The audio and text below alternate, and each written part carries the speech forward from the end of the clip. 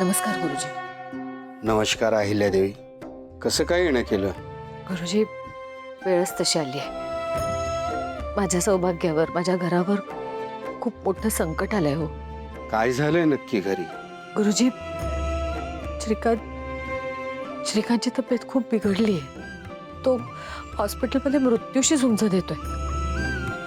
माझ्या पतीवर, माझ्या घरावर हे संकट का आलंय मला काहीच कळत नाहीये. मी ते संकट कसं टाळू? मी माझ्या नवऱ्याचा जीव कसा वाचवू? श्रीकांतचा जीव कसा वाचवू? मला काही समजत नाहीये गुरुजी. तुम्हीच काहीतरी सांगा. अहिल्यादेवी, श्रीकांतचा काळ कठीण आहे. त्याचं कालचक्र फिरलेत, त्यामुळे त्याच्या जीवाला धोका आहे आणि त्याला वाचवणं अशक्य आहे. गुरुजी, असं नका बोलू. म्हणजे काहीतरी मार्ग असेल ना यातून. म्हणजे काहीतरी पूजा असेल, काहीतरी व्रत असेल ज्याने ह्याच्यात मार्ग निघू शकेल. असं काहीतरी असेलच ना. तुम्ही काहीही सांगा, मी काहीही करायला तयार आहे. मी माझ्या श्रीकांतचा जीव वाचवायला कितीही कठीण व्रत करायला तयार आहे. श्रीकांतला वाचवण्यासाठी कठीण व्रत करावं लागेल.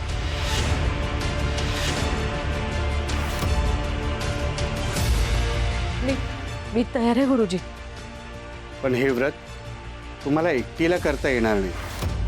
हे व्रत पूर्ण करण्यासाठी 2 शक्ती एकत्र यावे लागतील, तेव्हाच हे व्रत पूर्ण होईल. म्हणजे मला समजलं नाही. हे व्रत पूर्ण करण्यासाठी मला अजून कोणाची मदत घ्यावी लागणार आहे का? हो, 2 शक्ती एकत्र आणून हे व्रत पूर्ण करायचे आहे. हे व्रत तुम्ही आणि तुमच्या सुनेने मिळून एकत्र करायचं आहे. गुरुजी, कितीही कठीण व्रत असलं तरी ते मी पूर्ण करू शकते. मी हे एकटीने करून नाही का चालणार? अहिल्यादेवी, हे व्रत एकटीने करायचं नसून या व्रतात तुमच्या सुनेने सहभाग घेणं गरजेचं आहे. जर तुम्ही आणि तुमच्या सुनेने मिळून हे व्रत पूर्ण केलं तर निश्चितच फळ चांगलं मिळेल आणि श्रीकांतला जीवनदान मिळेल. ठीक आहे. पण हे लवकरात लवकर करणं गरजेचं आहे, अन्यथा श्रीकांतचा जीवाचा धोका वाढू शकतो. नाही गुरुजी, मी हे व्रत लवकरात लवकर पूर्ण करायला तयार आहे. मी करेन. श्रीकांतचा जीव वाचवण्यासाठी मी काय वाटेल ते करायला तयार आहे. फक्त हे व्रत कसं करायचं ते सांगा. हे बघा अहिल्यादेवी, हे व्रत 2 देवांच्या आशीर्वादाचं स्मरण करून करायचं आहे. आई गावदेवी मातेच्या साक्षीने हे भिक्षा व्रत पूर्ण करायचं आहे. पण ही भिक्षा तुम्ही मागायची नसून तुमच्या सुनेने मागायची आहे. 5 घरातून ही भिक्षा मागून त्याचा प्रसाद बनवायचा आणि देवाला अर्पण करायचं. पण त्यासाठी तुम्ही मात्र दिवसभर गुडघ्यावर या ठिकाणी प्रदक्षिणा घालायची आहे. ठीक आहे गुरुजी, मी लवकरात लवकर हे व्रत सुरू करते. श्रीकांतचा जीव वाचवण्यासाठी काही करायला तयार आहे. येते.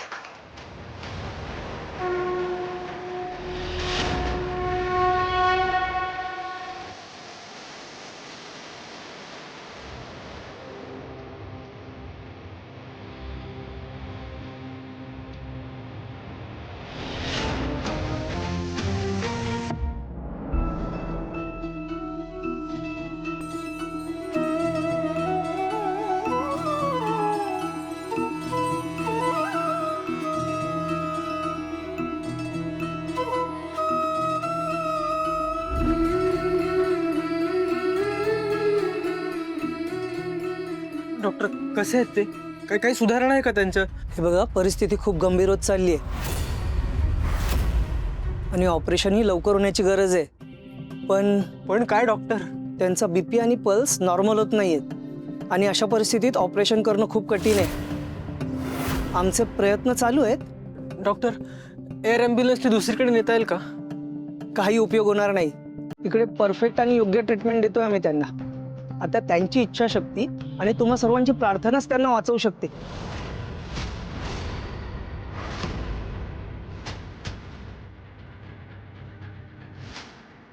प्रीतम, काय कुठे कुठे आहे बाबा? तू कुठे होता यार? बाहेरच्या न्यूज पसरल्या तर सगळ्या खोट्या आहेत ना? काय बाबा कुठे ऍडमिट आहे? हा दादा हे बघ, आता जाता येणार नाहीत, ते शुद्धीवर नाहीयेत.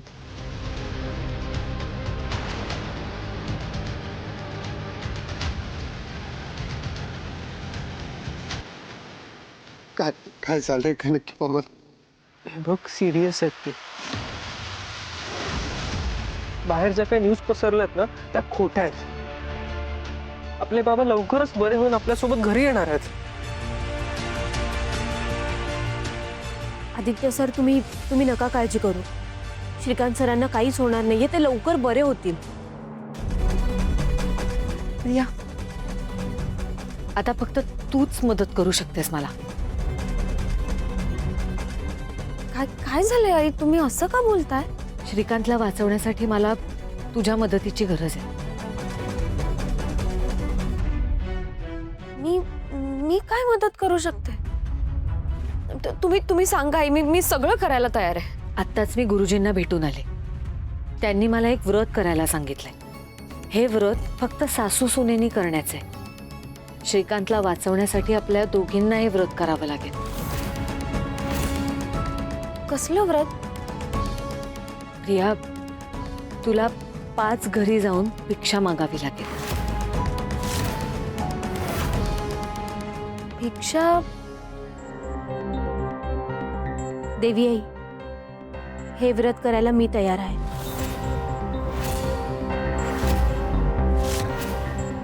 श्रीकांत सरांचा जीव वाचावा म्हणून मी वाटेल ते करू शकते. मी मागीन भिक्षा. मी हे व्रत पूर्ण करीन. मी माझ्या सुनेशी बोलतेय आणि ही मदत मला माझ्या सुनेकडून हवी आहे. इतर कोणीही ह्याच्यात मदत करू शकत नाही, त्यामुळे बाकीच्यांनी यातून दूर राहिलेलंच बरं. प्रिया, तू सांग ना, तू करशील ना मदत? माझा फक्त तुझ्यावर विश्वास आहे.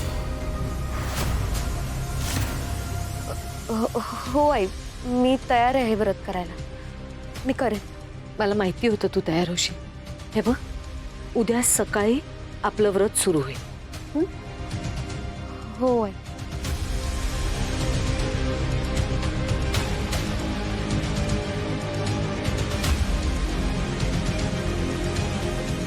काय पिंडोपाय काय त्या? म्हणजे डॉक्टरांच्या उपचारांनी श्रीकांत नाही वाचणार, पण यांच्या व्रत आणि उपवास केल्याने श्रीकांत वाचेल. पावळेटांनो, तुम्ही कितीही व्रत करा, कितीही कठीण उपवास करा, पण तुमचा श्रीकांत काय आता वाचत नसतो.